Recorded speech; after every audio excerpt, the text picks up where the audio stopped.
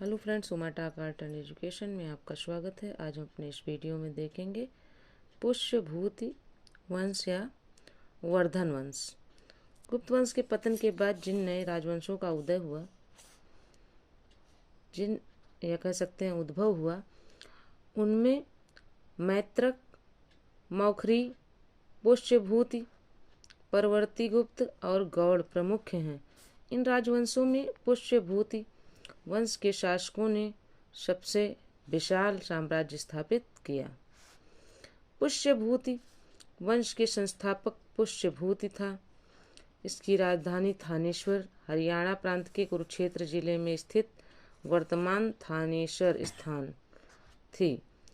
प्रभाकर वर्धन इस वंश की स्वतंत्रता का जन्मदाता था। प्रभाकर वर्धन जो है इस वंश की स्वतंत्रता का जन्मदाता था तथा प्रथम प्रभावशाली शासक था, जिसने परम भट्टारक और महाराजा धीराज जैसी सम्मानजनक उपाधियां धारण की।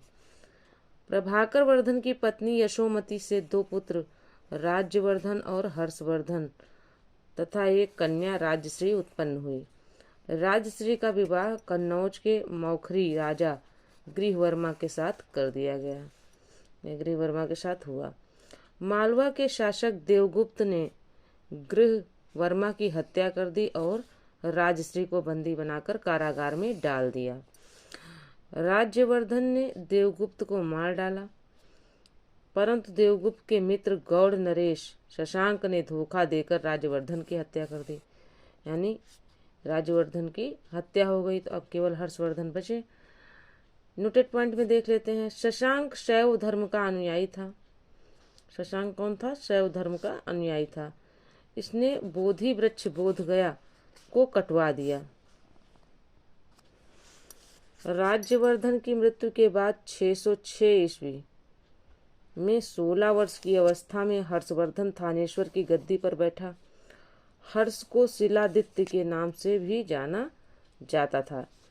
इसने परम भट्टारक नरेश की उपाधि धारण की। हर्षवर्धन ने परम भट्टारक नरेश की उपाधि धारण की। हर्षवर्धन ने शशांक को पराजित करके कन्नौज पर अधिकार कर लिया तथा उसे अपनी राजधानी बनाया। हर्ष और पुलकेशिन द्वितीय के बीच नर्मदा नदी के तट पर युद्ध हुआ, जिसमें हर्ष की पराजय हुई। चीनी यात्री ह्वेन-सांग हर्षवर्धन के शासनकाल में भारत आया था। ये इम्पोर्टेंट है, पूछा जाता है कि ह्वेन-सांग किसके दरबार में आया था, किसके शासनकाल में आया था? तो हर्षवर्धन। हाँ से ह्वेन-सांग, हाँ से हर्षवर्धन।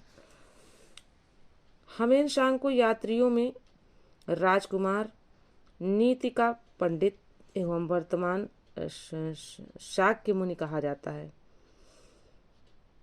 वह नालंदा विश्वविद्यालय में पढ़ने एवं बौद्ध ग्रंथ संग्रह करने के उद्देश्य से भारत आया था। कौन? ह्वेन-सांग। ह्वेन-सांग कहाँ का यात्री था? चीनी यात्री था।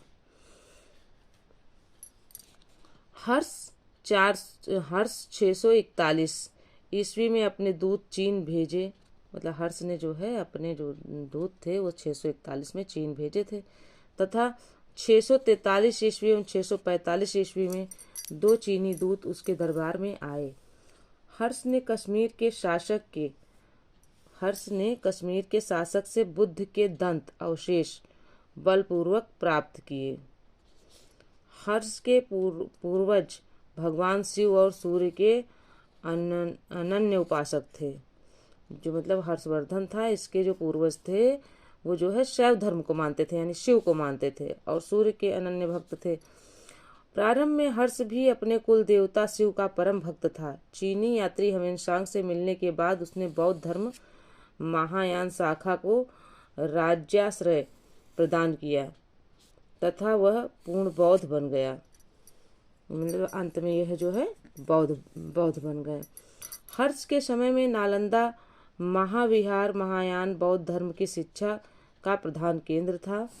हर्ष के समय में प्रयाग में प्रति 5वें वर्ष एक समारोह आयोजित किया जाता था, जिसे महामोक्ष परिषद कहा जाता था। ह्वेन-सांग स्वयं 6वें समारोह में सम्मिलित हुआ। हविनसांग किस समारोह में सम्मिलित हुआ था? 6वें नंबर के समारोह में सम्मिलित हुआ था। वाण भट्ट हर्ष के दरबारी कवि थे। वाण भट्ट कौन थे? हर्ष के दरबारी कवि थे। आगे देख लेते हैं। हर्षचरित, वाण भट्ट ने हर्षचरित एवं कादंबरी की रचना की। वाण भट्ट के गुरु भरचू थे। वाण भट्ट के गुरु भरचू थे। और वाण भट्ट ने कौन कौन सी वो लिखी हैं? हर्षचरित और कादंबरी। हर्षचरित एवं कादंबरी किसकी पुस्तकें हैं? वाण भट्ट की हैं। तो ये इम्पोर्टेंट है, ध्यान दीजिएगा, पूछा जाता है। प्रियदर्शिका, रत्नावली, नागानंद नामक 3 संस्कृत नाटक ग्रंथों की रचना भी हर्ष ने की थी। प्रियदर्शिका, रत्नावली तथा नागानंद नामक 3 संस्कृत नाटक ग्रंथों की रचना किसने की थी? हर्ष ने की थी। कहा जाता है कि धावक नामक कवि ने हर्ष से पुरस्कार लेकर उसके नाम से ये तीनों नाटक लिख दिए। हर्ष को भारत का अंतिम हिंदू सम्राट कहा जाता है। हर्ष को भारत का अंतिम हिंदू सम्राट माना गया है या कहा गया है, लेकिन वह तो कट्टर हिंदू था और ना ही सारे देश का शासक।